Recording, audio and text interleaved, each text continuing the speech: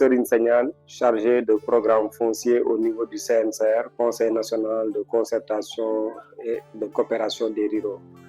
Dans le cadre également du partenariat entre la société civile, c'est-à-dire le CRAFS, cadre de réflexion et d'action sur le foncier au Sénégal, qui a signé donc un partenariat avec le PROCOSEF, projet cadastre et sécurisation foncière.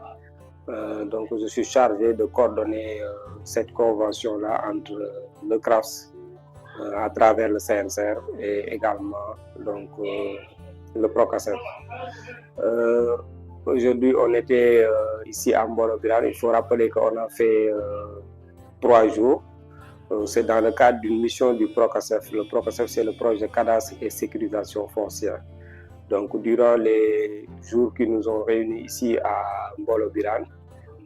il s'agissait de réfléchir sur 3 points. Dans un premier temps, notre mission consistait à organiser des sessions de formation à l'endroit des acteurs locaux. Donc ces sessions de formation-là nous ont permis d'échanger avec les acteurs locaux. Et quand je dis acteurs locaux, ça concerne aussi bien les chefs de village, les représentantes des groupements donc, de promotion féminine, mais également tout ce qui est acteur à la base, c'est-à-dire que les organisations d'agriculteurs et d'éleveurs. Et il s'agissait donc de les renforcer sur tout ce qui est cadre législatif et réglementaire sur le foncier au Sénégal. Nous avons également échangé sur le code forestier, le code pastoral. Nous avons également beaucoup réfléchi sur les mécanismes de gestion des plaintes. Ça concernait un peu les 2 premiers jours, mais le 3e jour, nous avons travaillé sur la commission domaniale élargie. Parce que vous savez tous que dans toutes les communes du Sénégal, il existe une commission domaniale qui est le bras technique du maire pour tout ce qui concerne donc, les opérations foncières. Mais nous, dans le cadre du PROCOSEF, quand nous avons réfléchi, étant conscients du fait que le foncier est quelque chose de très sensible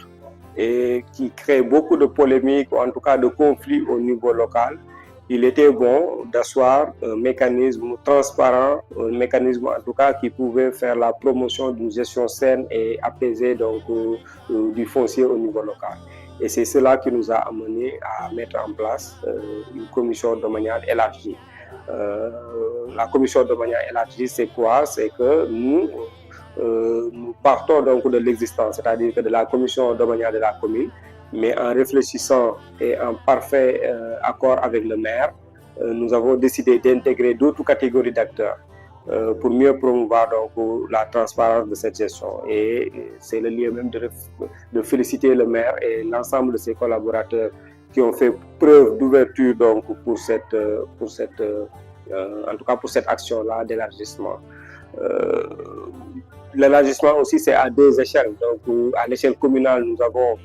identifié les catégories d'acteurs qui sont incontournables, donc ce qu'on peut considérer comme étant les forces vives de la commune.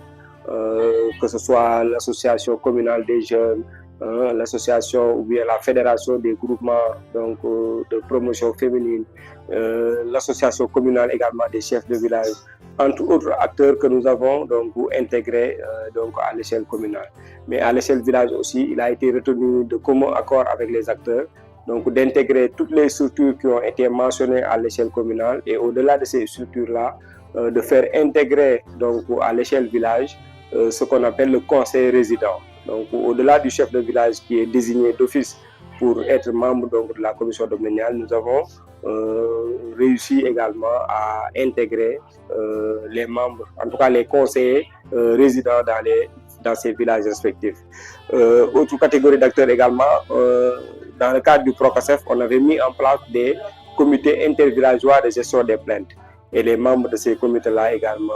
intègrent donc, la commission domaniale élargie à l'échelle villageoise. Donc c'est vraiment cet exercice-là qui était très important pour nous parce que qui traduit un peu une volonté de la commune de s'inscrire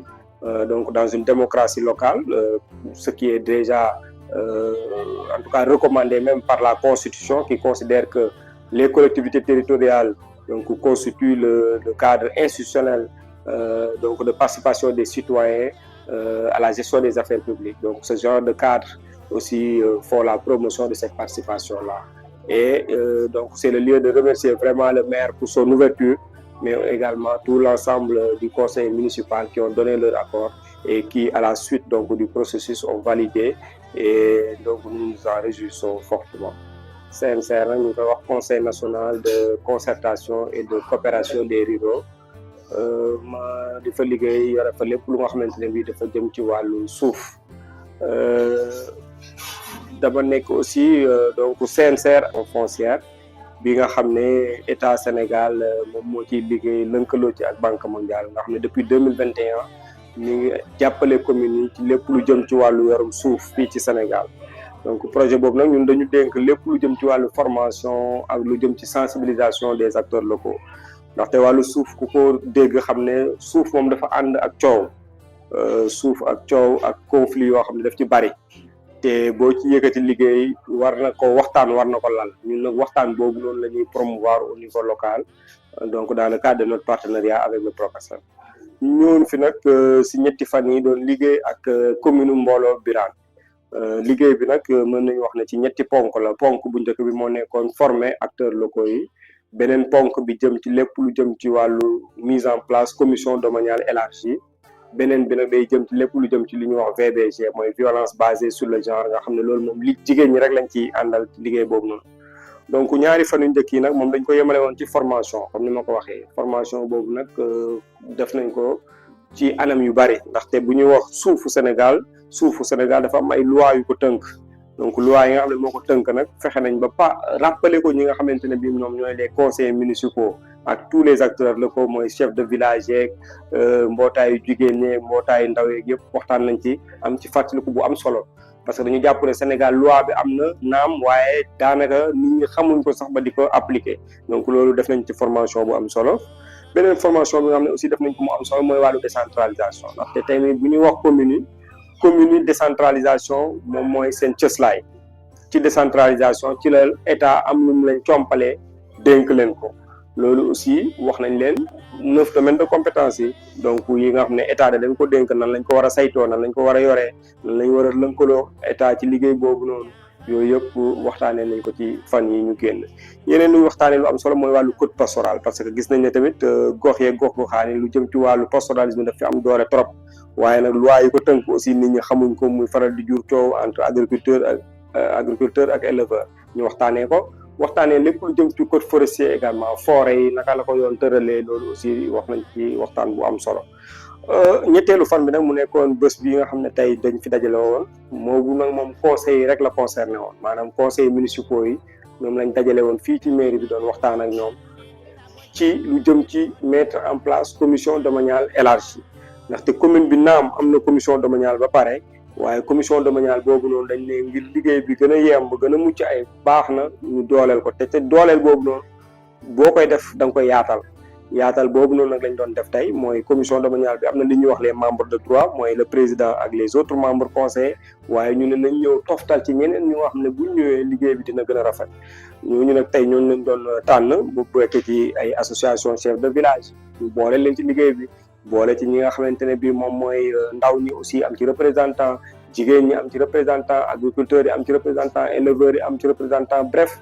toutes les forces vives de la commune tey fii ci Mbolo Birane fexe nañu ba ñu boole leen ci commission domaniale élargie boobu noonu te loolu tamit dañ koy rafetlu bu baax di ci gërëm monsieur le maire bi nga xamante ne bii tamit dafa ñëw joxe ci feu vert am wane ci ouverture wane ne moom il s'inscrit également dans la démocratie locale donc loolu ñu ko ciy gërëm di ñaan yàlla aussi liggéey bi nga xamante ne bii sumb nañ ko fii yàlla may ci ndam ba li ñu wax yorum suuf nekk yor bu mucc ay fii ci Mbolo Birane ba du mën a freiner le développement parce que tey am na communes yu bëri yoo xam ne tey y a un frein par rapport au développement te li ko waral mooy support bi nga xam ne le premier support muy le foncier gestion bi dafa xaw a am nu doye waar donc ñu wax ne Mbolo Birane chance la mu bénéficier ci PROCASEF te loolu aussi dañuy def un appel aux populations di leen xamal ne PROCASEF comme que projet la boo xamante ne bii dafa ñëw ngir yombalal leen jotinu jotinu këyit ci suuf yi nga xam ne yore nañ ko loolu buñ ko foyee ndaxte tey lépp loo ne maa ko moom wala maa fa nekk rek war na fekk nga mën a am këyit bu koy firnde donc bu amee projet nag boo xam ne dafa ñëw ci Sénégal yoo xam ne 500 et quelques communes la mais mu jël 138 Mboro Birane bokk ci il faut que Mboro Birane population Mboro Birane ñu xam ko am conscience claire conscience ci ne lii c'est une aubaine c'est une chance boo xam ne dañ ci war a profiter bu ko politique yàq wala dara di ko yàq ndaxte lii bu leen rëccee aussi réccu dina ci am moo tax nag ñun ñu insisté beaucoup sur la sensibilisation pour dire que ni na nit ñi gaaw daw opérateur bi jëlal leen dafa leen ay levée ci suuf yi nga xam ne yore nañ ko ndax ñu mën ci am këyit te këyit gi ñu ciy am dafa am solo trop parce que day nekk délibération bu ànd ak NICAD te NICAD nag bu ñu koy wax mooy numéro d'identification cadastrale nga xam ne boo ko doon wutal sa bopp dina cher te dina métti trop donc bu projet bi ñëwee di la ko yombalal war nga cee mën a profiter au maximum di leen gërëm di leen sant.